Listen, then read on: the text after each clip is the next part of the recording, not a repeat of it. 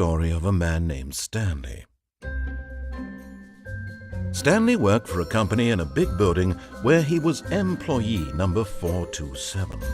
Employee number 427's job was simple. He sat at his desk in room 427 and he pushed buttons on a keyboard. Orders came to him through a monitor on his desk, telling him what buttons to push, how long to push them, and in what order. This is what employee 427 did every day of every month of every year. And although others might have considered it soul-winning, Stanley relished every moment that the orders came in, as though he had been made exactly for this job. And Stanley was happy. And then one day, something very peculiar happened. Something that would forever change Stanley. Something he would never quite forget. He had been at his desk for nearly an hour when he realized that not one single order had arrived on the monitor for him to follow. No one had showed up to give him instructions, call a meeting, or even say hi. Never in all his years at the company had this happened, this complete isolation. Something was very clearly wrong. Shocked, frozen solid, Stanley found himself unable to move for the longest time. But as he came to his wits and regained his senses, he got up from his desk and stepped out of his office.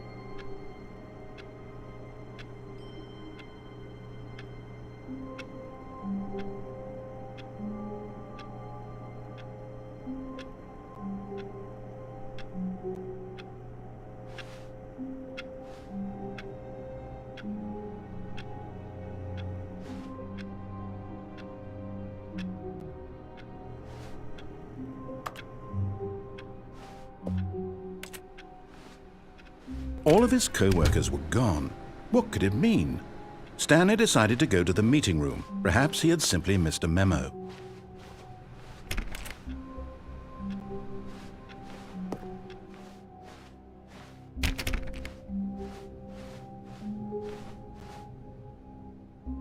When Stanley came to a set of 2 open doors, he entered the door on his left. This was not the correct way to the meeting room, and Stanley knew it perfectly well. Perhaps he wanted to stop by the employee lounge first, just to admire it.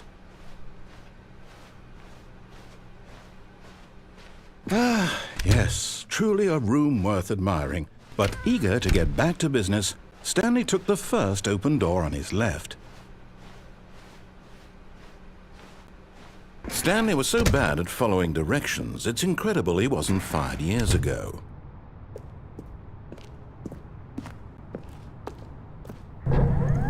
Look, Stanley, I think that in his eagerness to prove that he is in control of the story and no one gets to tell him what to do, Stanley leapt from the platform and plunged to his death.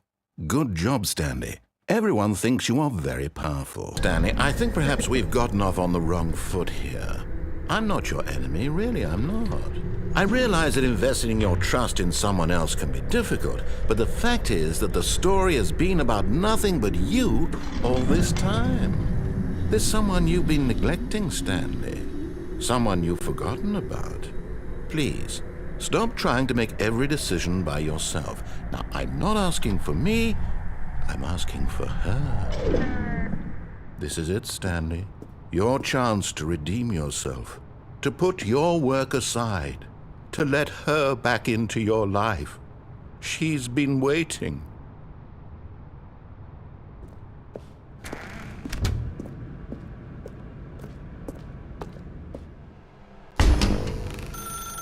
That's her, Stanley. You need to be the one to do this, to reach out to her. If you can truly place your faith in another, then pick up the phone.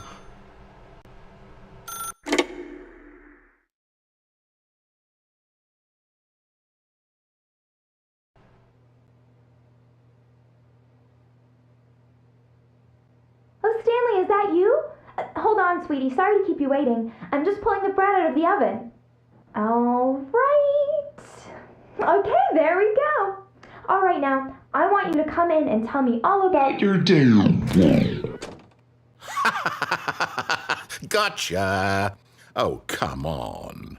Did you actually think you had a loving wife who'd want to commit their life to you? I'm trying to make a point here, Stanley. I'm trying to get you to see something. Come inside. Let me show you what's really going on here. Sorry, but you're in my story now.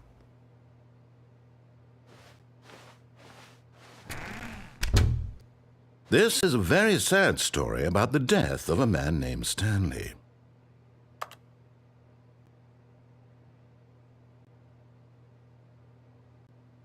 Stanley is quite a boring fellow. He has a job that demands nothing of him, and every button that he pushes is a reminder of the inconsequential nature of his existence.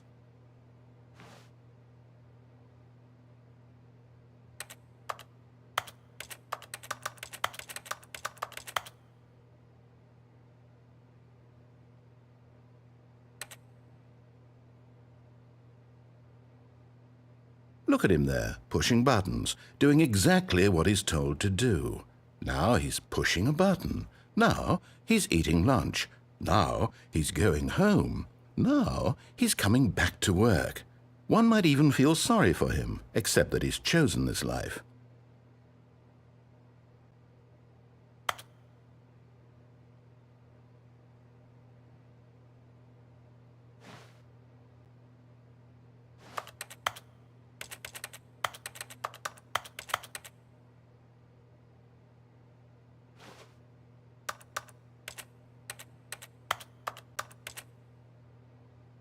But in his mind, in his mind he can go on fantastic adventures. From behind his desk, Stanley dreamed of wild expeditions into the unknown, fantastic discoveries of new lands. It was wonderful, and each day that he returned to work was a reminder that none of it would ever happen to him. And so he began to fantasize about his own job. First, he imagined that one day while at work, he stepped up from his desk to realize that all of his co-workers, his boss, everyone in the building had suddenly vanished off the face of the earth. The thought excited him terribly. So he went further. He imagined that he came to two open doors and that he could go through either. At last, choice. It barely even mattered what lay behind each door. The mere thought that his decisions would mean something was almost too wonderful to behold. As he wandered through this fantasy world, he began to fill it with many possible paths and destinations. Down one path lay an enormous round room with monitors and mind controls. And down another was a yellow line that weaved in many directions, and down another was a game with a baby. And he called it the Stanley Parable.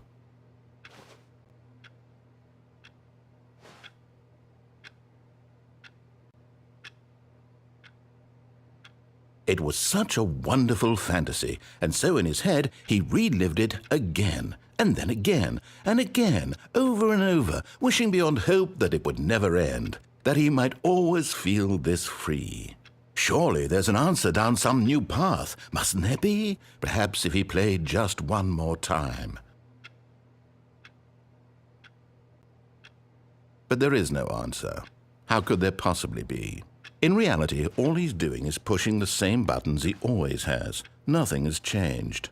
The longer he spends here, the more invested he gets, the more he forgets which life is the real one. And I'm trying to tell him this, that in this world he can never be anything but an observer, that as long as he remains here, he's slowly killing himself. But he won't listen to me. He won't stop. Here, watch this.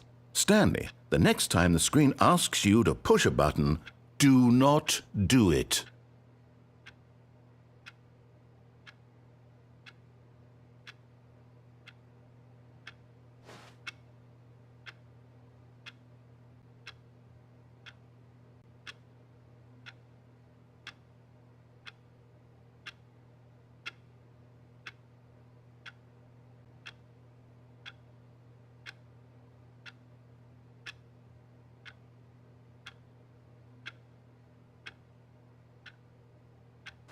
Can he just not hear me? How can I tell him in a way that he'll understand that every second he remains here, he's electing to kill himself? How can I get him to see what I see? How can I make him look at himself? I suppose I can't, not in the way I want him to. But I don't make the rules. I simply play to my intended purpose, the same as Stanley. We're not so different, I suppose. I'll try once more to convey all this to him. I'm compelled to. I must. Perhaps, well, maybe this time he'll see. Maybe this time. And I tried again, and Stanley pushed a button. And I tried again, and Stanley pushed a button. And I tried. He took the first open door on his left. And so he detoured through the maintenance section, walked straight ahead to the opposite door, and got back on track.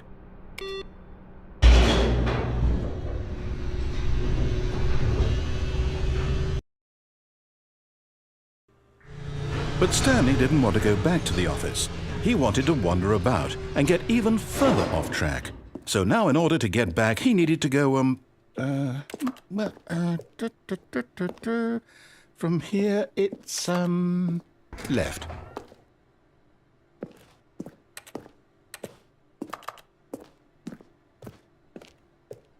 Oh, no, it's to the right, my mistake.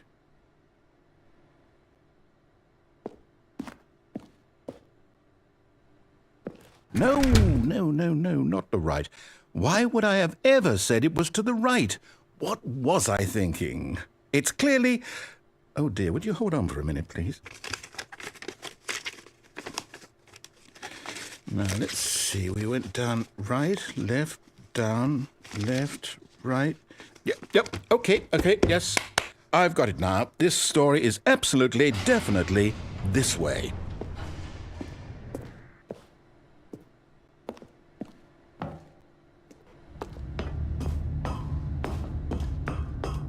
No. This isn't right at all. You're not supposed to be here yet. This is all a spoiler. Quick, Stanley, close your eyes. Okay. We just have to get back to, who am I kidding? It's all rubbish now. The whole story completely unusable. How about, rather than waste my time trying to salvage this nonsense, we'll just restart the game from the beginning. And this time, suppose we don't wander so far off track, Okay, from the top.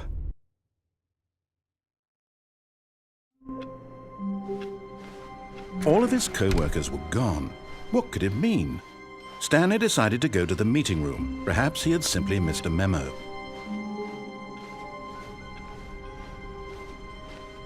When Stanley... Wait, what?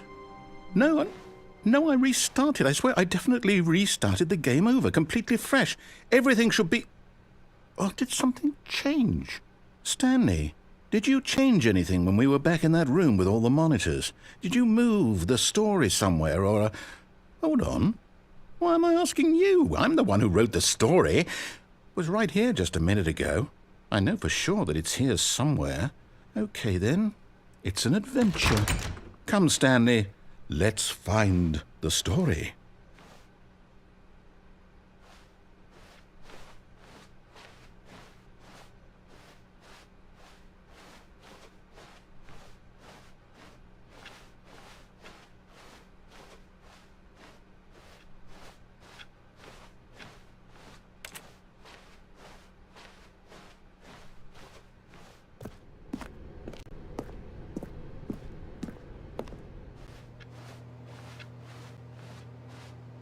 I'll say it. This is the worst adventure I've ever been on. I can promise you there definitely was a story here before. Do we need to restart the game again? Well, I find it unlikely that we'll ever progress by starting over and over again, but it's got to be better than this. Okay, let's give it a shot. Why not?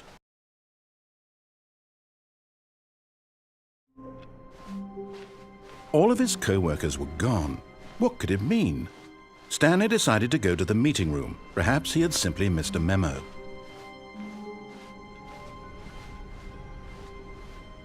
Okay, yep, it's worse. I might be remembering this wrong.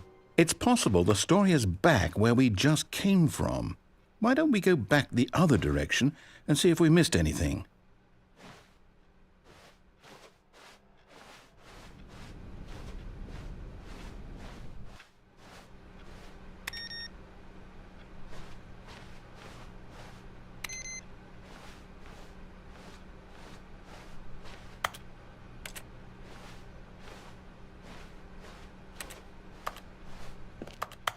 Aha! I knew we'd miss something. The story. Here it comes. No, wait, never mind. Not the story. Okay, let's head back the other way and retrace our steps.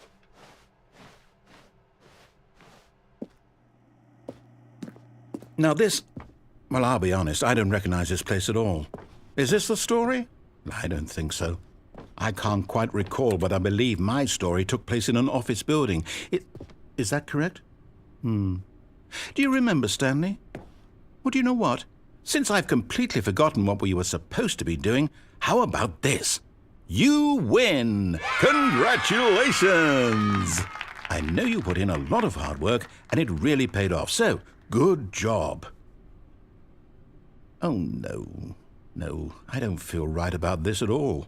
We both know you didn't put in any actual work for that win. Some people win fair and square, and this was not one of those situations. Okay, I'm getting weirded out by whatever this place is. I don't care what might happen this time. I have to restart.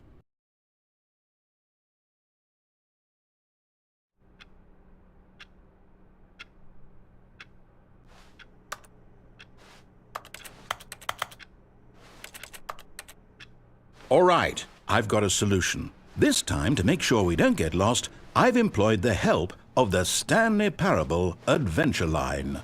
Just follow the line. How simple is that?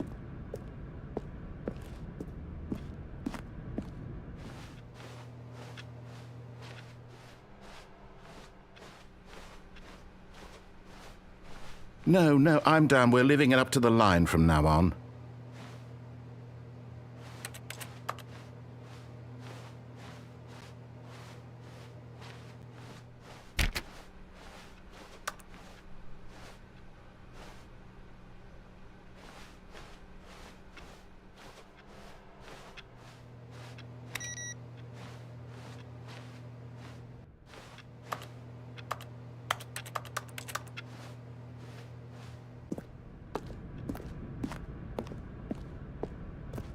You see, the line knows where the story is. It's over in this direction. Onward, Stanley, to destiny. Though, here's a thought. Wouldn't wherever we end up be our destination, even if there's no story there?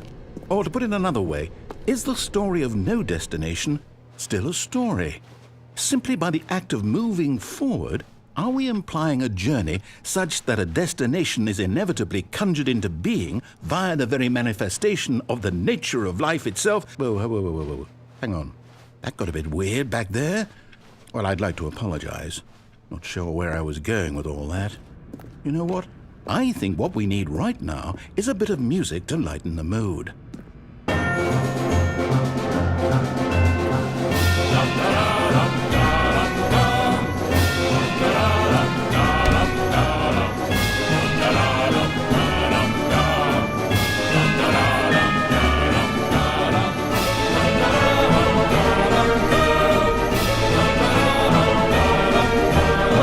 Cut the music, go back and look at that fern. Stanley, this fern will be very important later in the story. Make sure you study it closely and remember it carefully. You won't want to miss anything.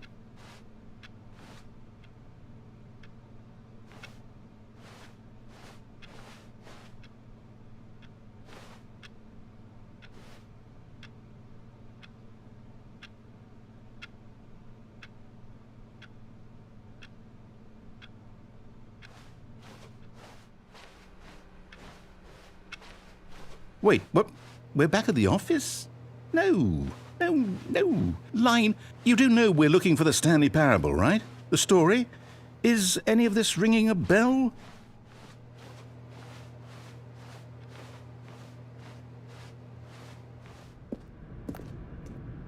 Oh, no, not again. Line, how could you have done this to us? And after we trusted you, after everything we've been through, you... Oh, I can't take this anymore. To hell with it. Restart.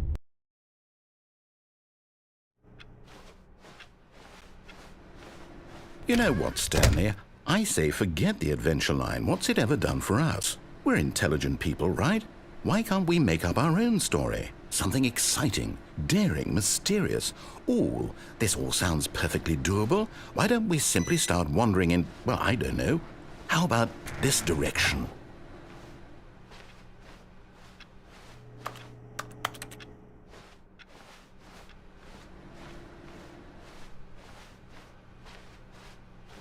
Now, yes, this is exciting. Just me and Stanley forging a new path, a new story. Well, it could be anything.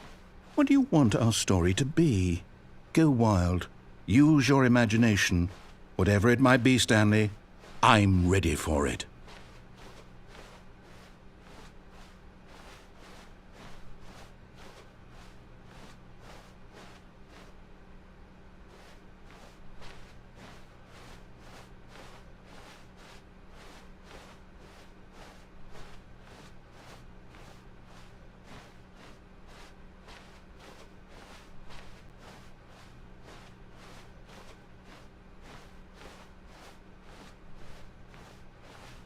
Oh, no, not you again. Stanley, I'd also like to veto the line from having any role in our awesome new story. No lines or monitor rooms. Just don't acknowledge it, and we should be fine.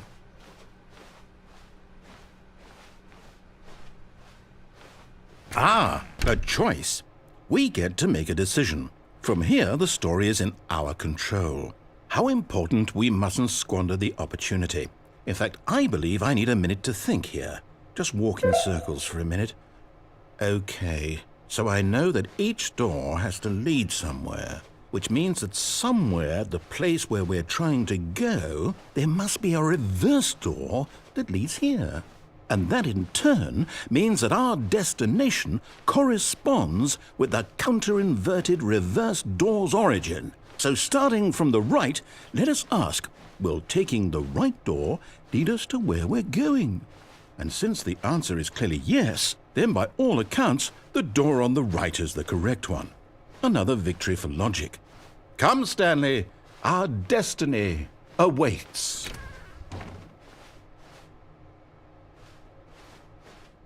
Oh, hold up, what's this? The confusion ending. You're telling me that's what this is? It's all one giant ending? And we're supposed to restart the game, what, eight times? That's really how all this goes? It's all determined? So now, according to the schedule, I restart again. Then what? Am I just supposed to forget? Well, what if I don't want to forget? My mind goes blank simply because it's written here on this thing, wall. Well, who consulted me? Why don't I get to decide? Why don't I get a say in all of this? Is it really? No, it can't be. I don't want it to be. I don't want the game to keep restarting. I don't want to forget what's going on. I don't want to be trapped like this. I won't restart the game. I won't do it. I won't do it. I won't do it. And the timer stopped? Does that mean, did we do it? Did we break the cycle? The, whatever it is that made this schedule? How would we even know? Will someone come for us? Will something happen? So, okay. I guess now we just wait, you know. I suppose in some way that this is a kind of story, wouldn't you agree? I'm not quite sure if we're in the destination or the journey, though they're always saying that life is about the journey and not the destination, so I hope that's where we are right now. We'll find out, won't we? Eventually. Well, in the meantime, if you straight ahead to the opposite door and got back on track. Yet there was not a single person here either. Feeling a wave of disbelief, Stanley decided to go up to his boss's office, hoping he might find an answer there. Coming to a staircase, Stanley walked upstairs to his boss's office. But Stanley just couldn't do it. He considered the possibility of facing his boss, admitting he had left his post during work hours. He might be fired for that. And in such a competitive economy, why had he taken that risk? All because he believed everyone had vanished? His boss would think he was crazy. And then something occurred to Stanley. Maybe He thought to himself, maybe I am crazy. All of my co-workers blinking mysteriously out of existence in a single moment for no reason at all. None of it made any logical sense. And as Stanley pondered this, he began to make other strange observations. For example, why couldn't he see his feet when he looked down? Why did doors close automatically behind him wherever he went? And for that matter, these rooms were starting to look pretty familiar. Were they simply repeating? No, Stanley said to himself, this is all too strange. This can't be real. And at last, he came to the conclusion that had been on the tip of his tongue. He just hadn't found the words for it. I'm dreaming, he yelled. This is all a dream. Oh, what a relief Stanley felt to have finally found an answer, an explanation. His co-workers weren't actually gone. He wasn't going to lose his job. He wasn't crazy after all. And he thought to himself, I suppose I'll wake up soon. I'll have to go back to my boring real-life job pushing buttons. I may as well enjoy this while I'm still lucid. So he imagined himself flying and began to gently float above the ground. Then he imagined himself soaring through space on a magical starfield, and it too appeared. It was so much fun, and Stanley marveled that he had still not woken up. How was he remaining so lucid? And then perhaps the strangest question of them all entered Stanley's head. One he was amazed he hadn't asked himself sooner. Why is there a voice in my head dictating everything that I'm doing and thinking? Now the voice was describing itself being considered by Stanley, who found it particularly strange. I'm dreaming about a voice describing me, thinking about how it's describing my thoughts, he thought. And while he thought it all very odd and wondered if this voice spoke to all people in their dreams, the truth was that, of course, this was not a dream. How could it be? Was Stanley simply deceiving himself, believing that if he's asleep he doesn't have to take responsibility for himself? Stanley is as awake right now as he's ever been in his life. Now, hearing the voice speak these words was quite a shock to Stanley. After all, he knew for certain, beyond a doubt, that this was in fact a dream. Did the voice not see him float and make the magical stars just a moment ago? How else would the voice explain all that? This voice was a part of himself too. Surely, if he could just... He would prove it. He would prove that he was in control, that this was a dream. So he closed his eyes gently, and he invited himself to wake up. He felt the cool weight of the blanket on his skin, the press of the mattress on his back, the fresh air of a world outside this one. Let me wake up, he thought to himself. I'm through with this dream. I wish it to be over. Let me go back to my job. Let me continue pushing the buttons. Please, it's all I want. I want my apartment and my wife and my job. All I want is my life exactly the way it's always been. My life is normal. I am normal. Everything will be fine. I am okay.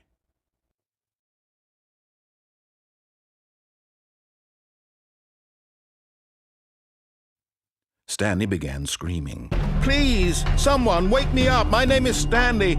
I have a boss. I have an office. I am real. Please, just someone tell me I am real. I must be real. I must be. Can anyone hear my voice? Who am I? Who am I? And everything went black.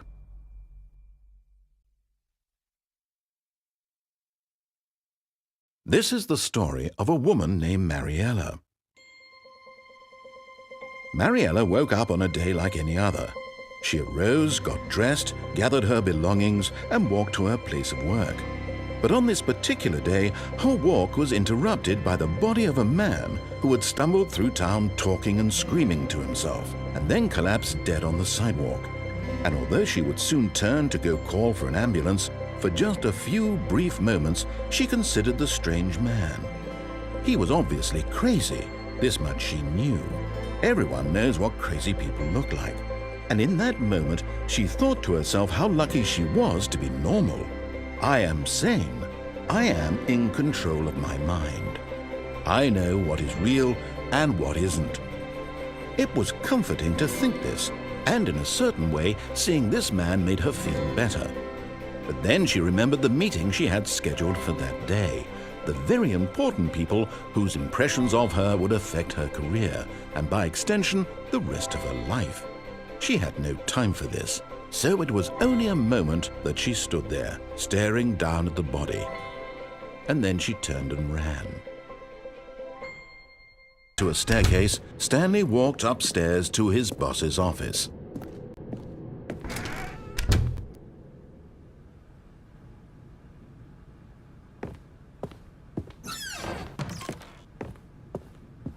Stepping into his manager's office, Stanley was once again stunned to discover not an indication of any human life. Shocked, unraveled, Stanley wondered in disbelief who orchestrated this, what dark secret was being held from him.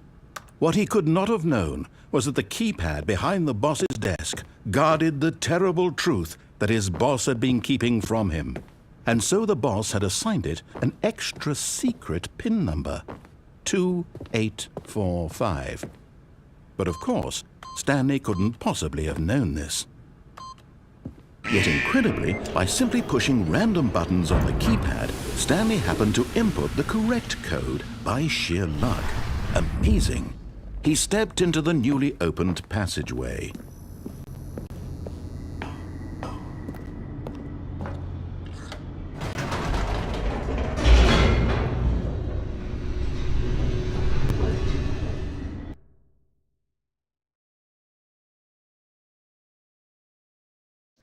Descending deeper into the building, Stanley realized he felt a bit peculiar. It was a stirring of emotion in his chest, as though he felt more free to think for himself, to question the nature of his job. Why did he feel this now, when for years it had never occurred to him? This question would not go unanswered for long. Stanley walked straight ahead through the large door that read Mind Control Facility.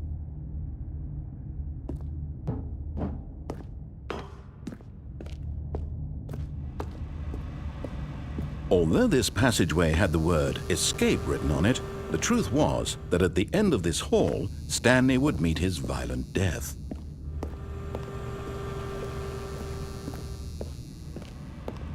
But of course, Stanley thought better of it and realized he simply had too much to live for.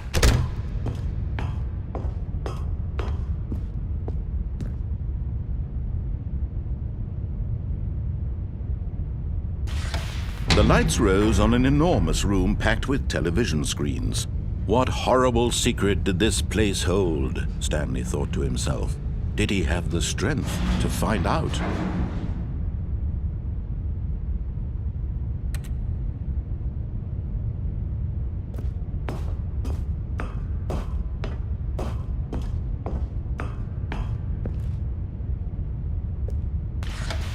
Now the monitors jumped to life, their true nature revealed. Each bore the number of an employee in the building, Stanley's co-workers. The lives of so many individuals reduced to images on a screen, and Stanley, one of them, eternally monitored in this place where freedom meant nothing. This mind control facility, it was too horrible to believe. It couldn't be true. Had Stanley really been under someone's control all this time? Was this the only reason he was happy with his boring job? That his emotions had been manipulated to accept it blindly? No, he refused to believe it. He couldn't accept it. His own life in someone else's control? Never! It was unthinkable. Wasn't it? Was it even possible? Had he truly spent his entire life utterly blind to the world? But here was the proof, the heart of the operation. Controls labeled with emotions, happy or sad or content. Walking, eating, working, all of it monitored and commanded from this very place.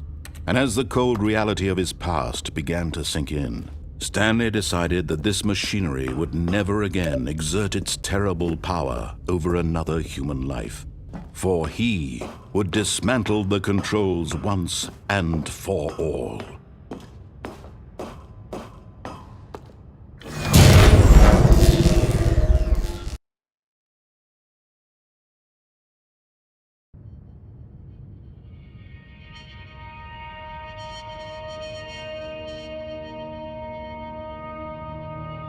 Blackness and a rising chill of uncertainty. Was it over?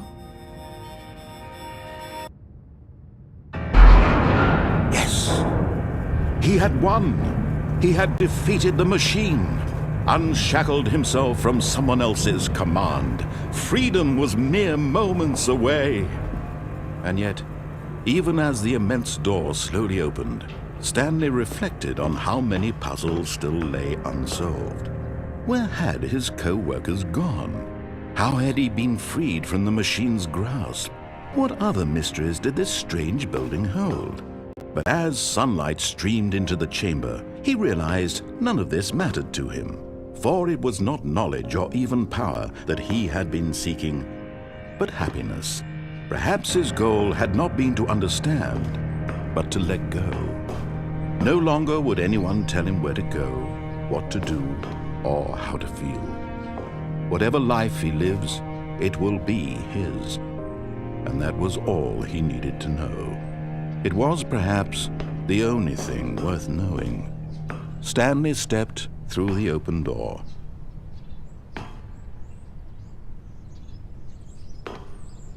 Stanley felt the cool breeze upon his skin, the feeling of liberation, the immense possibility of the new path before him. This was exactly the way, right now, that things were meant to happen. And Stanley was happy.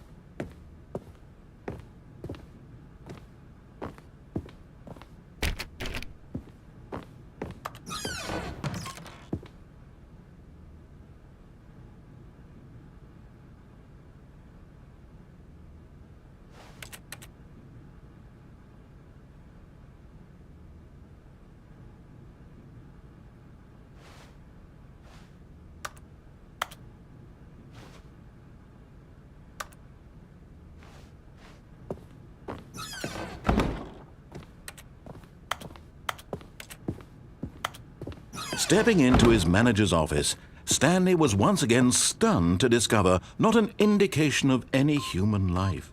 What could it mean? Stanley wondered aloud to nobody. He began wildly tearing through papers on the boss's desk, pulling books off the shelf, looking behind paintings, desperate for clues to his situation. But his attention was caught by a keypad behind the boss's desk. What could its purpose be?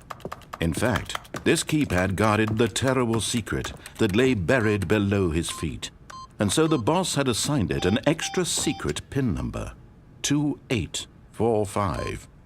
But of course, Stanley couldn't possibly have known this. Yet incredibly, by simply pushing random buttons on the keypad, Stanley happened to input the correct code by sheer luck.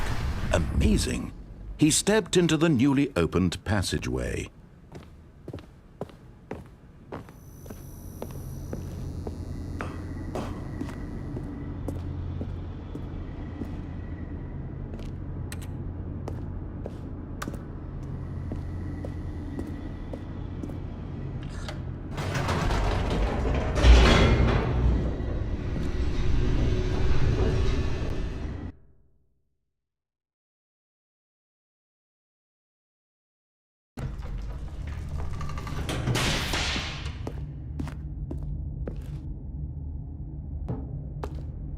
Stanley walked straight ahead through the large door that read Mind Control Facility. Although this passageway had the word escape written on it, the truth was that at the end of this hall, Stanley would meet his violent death. The door behind him was not shut. Stanley still had every opportunity to turn around and get back on track. At this point, Stanley was making a conscious, concerted effort to walk forward and willingly confront his death.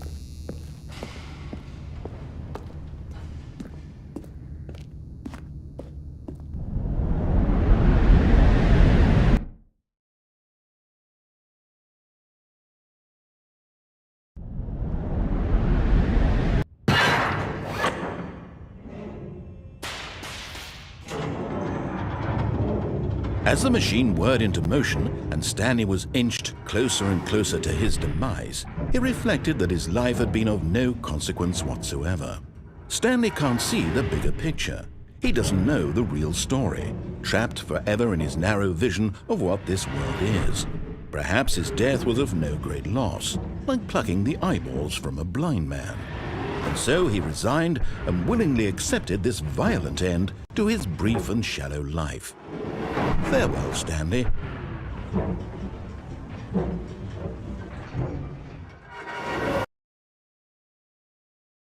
"Farewell, Stanley," cried the narrator, as Stanley was led helplessly into the enormous metal jaws.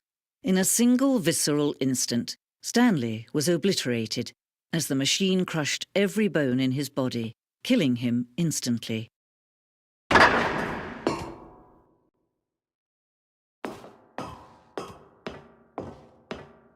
And yet it would be just a few minutes before Stanley would restart the game, back in his office, as alive as ever. What exactly did the narrator think he was going to accomplish? When every path you can walk has been created for you long in advance, death becomes meaningless, making life the same. Do you see now? Do you see that Stanley was already dead from the moment he hit start?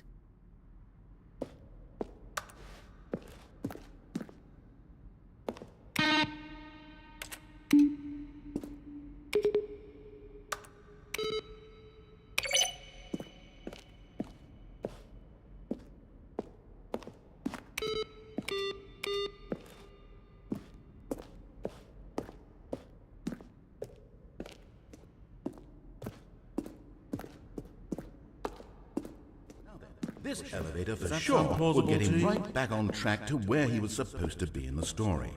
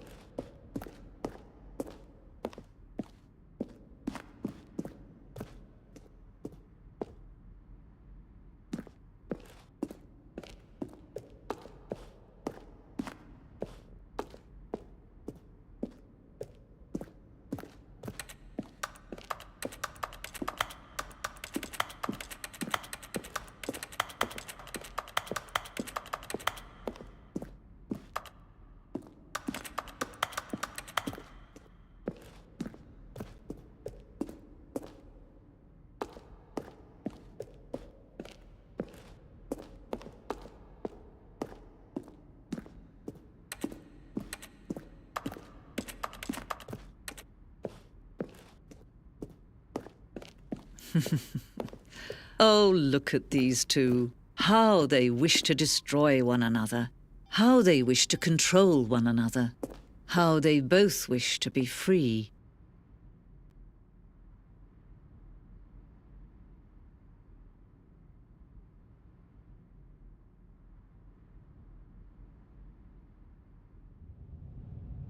Can you see? Can you see how much they need one another? No, perhaps not. Sometimes these things cannot be seen. But listen to me. You can still save these two. You can stop the program before they both fail. Push escape and press quit. There's no other way to beat this game. As long as you move forward, you'll be walking someone else's path. Stop now and it'll be your only true choice. Whatever you do, choose it. Don't let time choose for you. Don't let time...